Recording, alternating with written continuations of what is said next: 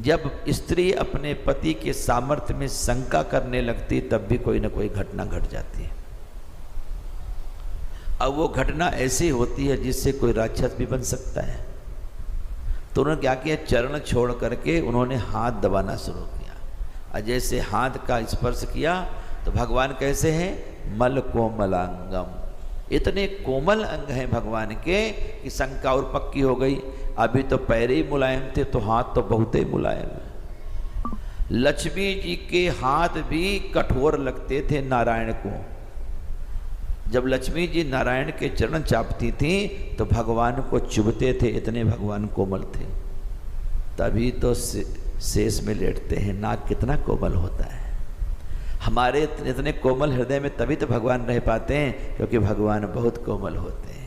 इसलिए भगवान के लिए कहा गया मल कोमलांगम सीता सवारो पितवाम भागम पाणो महासा यक चारु चापम नमामि रामम रघुवंशनाथम। इतने कोमल है वो। अब जब हाथ दबाया तो पक्का हो गया। तो लक्ष्मी जी को लगा आज इनके सामर्थ्य की परीक्षा ली जाए।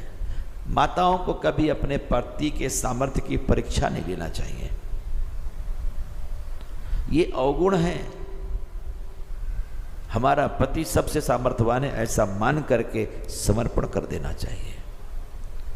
अपना इष्ट की परीक्षा नहीं लेते। हमारा इष्ट हमारी सहायता कर रहा है, क्योंकि जिसका इष्ट मजबूत होता है उसका कभी अनिष्ट नहीं होता है, क्योंकि इष्ट हमेशा बचाता है। पति हमेशा पत्नी की रक्षा करने के लिए वचनबद्ध होता है।